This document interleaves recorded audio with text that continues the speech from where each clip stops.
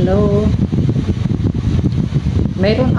Hello friends, meron akong nagawang for the past 2 or 3 days.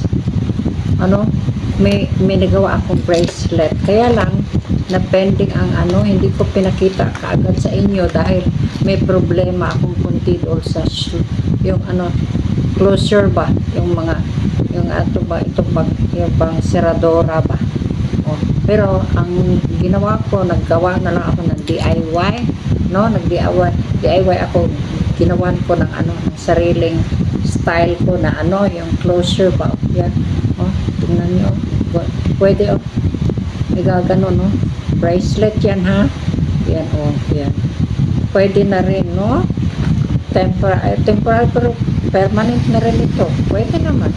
Tapos ito then pares din noon, ginawan ko rin ng kaya lang medyo rugged ito. Bawasan ko muna ng ito ha, puputulin ko yung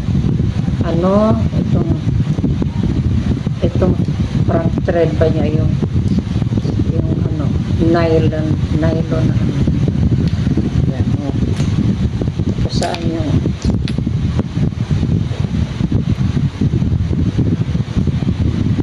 yan, ito din tapos meron din slots na ginawa ko pero medyo rugged ito, pero di bali na, ganyan din yan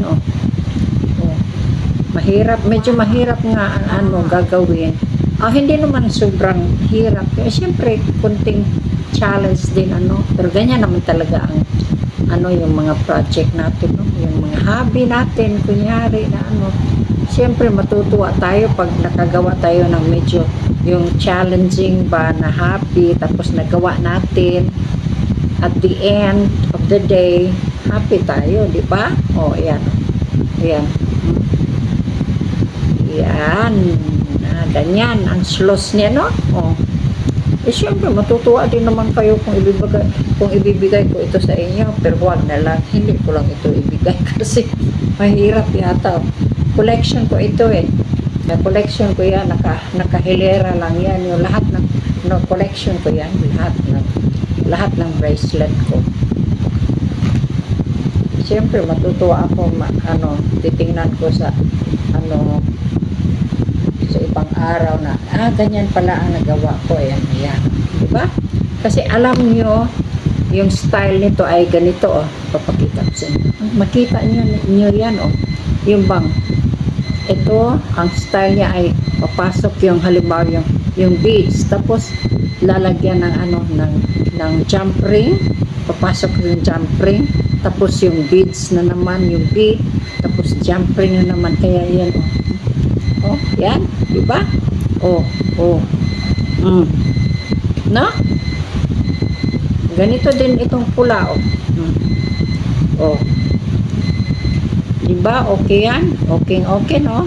Yan, yan, pwede rin gagawa ng ganito na medyo mahaba-haba, a little bit longer, siguro mga 4 inches longer siguro, magagawa ng hindi kaya 6 inches longer, pwede rin gagawing necklace.